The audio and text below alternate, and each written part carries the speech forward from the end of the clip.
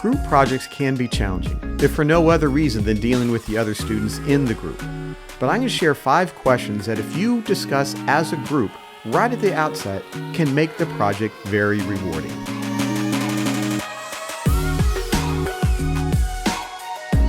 I have always had challenges, and students certainly have had challenges, of working within those groups. And I've had, over the course of many courses, had students come to me somewhere during the group project and saying, we're having a problem with so-and-so, how do I deal with this?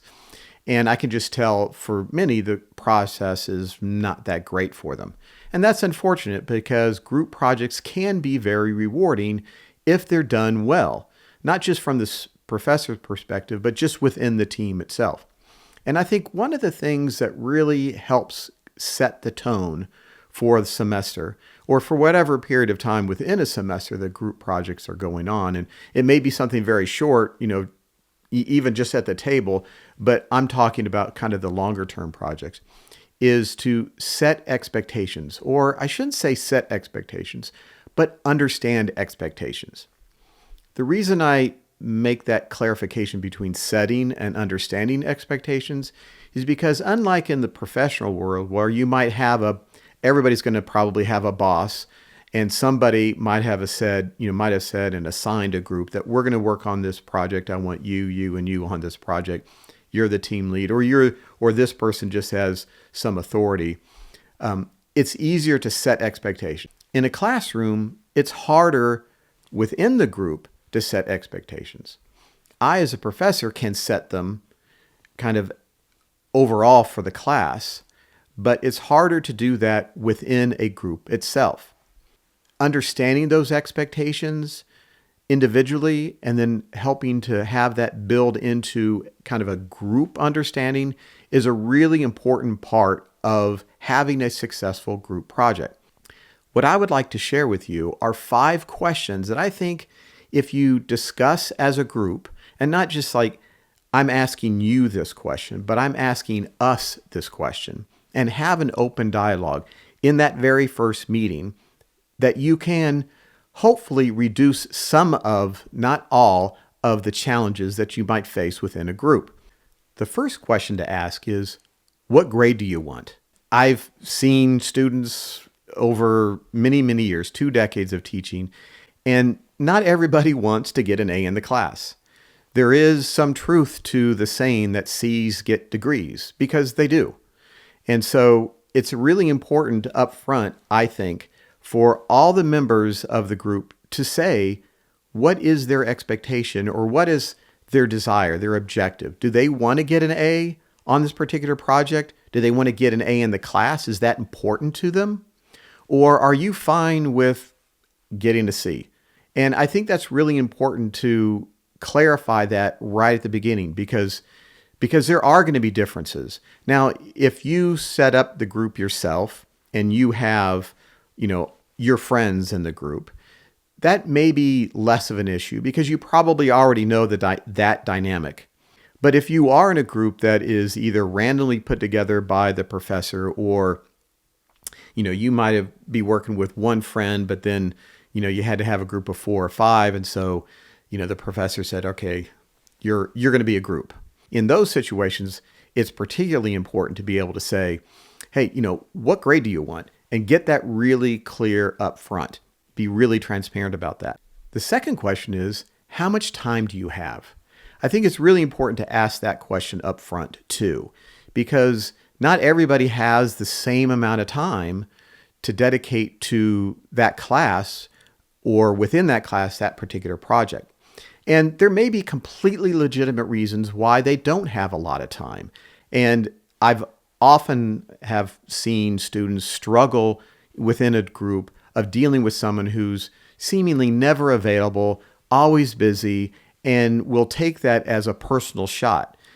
They may say, I have time, I'm free, why aren't they free? I think if you set it up right at the beginning, I'm going to be busy this semester. I have 5 other classes. I'm doing a minor and I need to get it done this semester.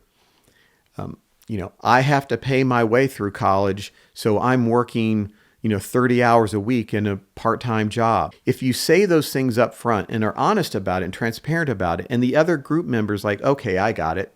I think if you ask that question instead of hypothesize, a month into the project when someone is always canceling last minute, if you know that up front, then it's going to be much easier to deal with those challenges down the road. So ask that question, how much time do you have? And it's going to be varied from, I'm taking 4 classes, that's all I'm doing, to I'm taking 5 or 6 classes and I'm working a 30-hour a week job and I'm the president of some club and I'm dealing with a family issue. Time is going to be really wide or it's going to be really narrow. So ask that question up front. The third question to ask is, what are you interested in doing in this project? So that's an important one to do and ask up front as well. And again, be kind of honest about what you're good at, what you like to do, what you're not very good at and you don't like to do. And within any group project, there's usually kind of set elements or set roles within a project that different people can fill based on their interests, their time availability, as well as just kind of what they're good at. All those different aspects have different time commitments and have different kind of times during the semester where they will raise to being the most important thing. So the research is something that, really is kind of front loaded on a project that has to happen right at the beginning. Writing the project and drafting and editing oftentimes is kind of the latter part, even though you can start maybe drafting certain elements of it. Obviously, the presentation may be something that gets put together, right near the end, the last couple weeks of a project. And then the management kind of quality control piece might be something that kind of lasts over the course of an entire semester or entire group project. So each one of those has different time commitments, but it also will reflect different interests and abilities.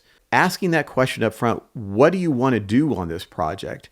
And, identifying that and matching that up again to the previous issue in terms of how much time do you have and when that time may be available. If you ask that question and answer that question with those other things in mind, you can hopefully avoid issues later on. If you know that you're going to be really busy at the end of the semester because you've got, 3 other group projects or, a big presentation, you might say, listen guys, I can't do the presentation and put together the presentation because I know I'm going to be really busy. So let me do this because I can get done with this in the next 3 weeks. And then I'm done working on the, having a fundamental role in the project. So answering that question, asking and answering that question up front will hopefully eliminate a lot of those issues too, and just make the whole process much smoother. The fourth question to ask is, how do you like to communicate within the group? Of all the issues that I have dealt with students and student groups, this is the one that seems to be the most troublesome.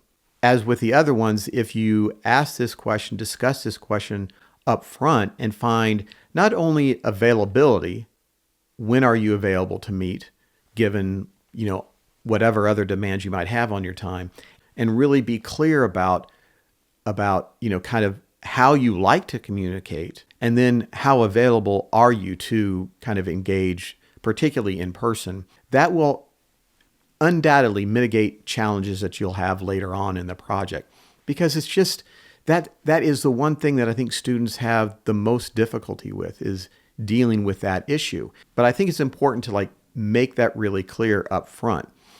And if you do that, then that also then impacts other things. If you just say, hey, I'm not going to be that available, I'll take this thing that doesn't really necessarily require a lot of engagement. I'm just going to go do this and then I'll present my part when I'm done. Then it's like, I don't need to keep up with you as much.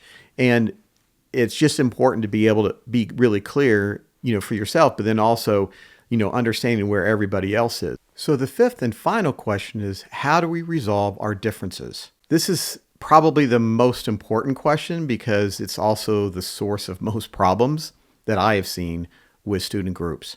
When I've led a team in kind of in a professional environment, one of the things that we'd always try to do is do what's called a pre-mortem. So if we're doing a group, we're doing some kind of project or an event or some initiative, the tendency is to kind of look backwards. Like after it's all done, look what went well, look what didn't go well, and then ask the question, why did something not go well, so that the next time we do this, we don't have that problem. And that's great, but doing a pre-mortem is better because then you kind of put yourself kind of in a role play situation where you ask, okay, this thing didn't work. Why didn't it work? And then once you have that answer and you kind of like investigate and think about it, then you go make sure, okay, that thing, we've addressed it now. So this is somewhat kind of a pre-mortem kind of a question to say, when problems happen, how are you going to resolve them? And so I think if you ask that question up front, then you have this understanding that we know there's probably going to be problems, that how are you going to resolve them? And so that's really important to, like, I think, be transparent about that up front. One thing to absolutely not do is to talk about each other behind their backs. That's just not productive. It's not productive in the professional world. It's not productive in a group project, in a class as well. Be transparent with everybody. If a problem's going on with one person, deal with it as a group. Let's just ask the question openly. Is something going on? Are you too busy? Do we need to adjust kind of priorities and responsibilities because something's come up in your life and you're just overwhelmed? And that oftentimes is what is going on. So if you ask that question, how are we going to resolve problems when they arise, then hopefully you don't have problems. And if you do, you have already agreed this is how we're going to deal with it. So if you ask these 5 questions and deal with them very openly and very transparently, I believe from my experience that you will have a great and rewarding group project.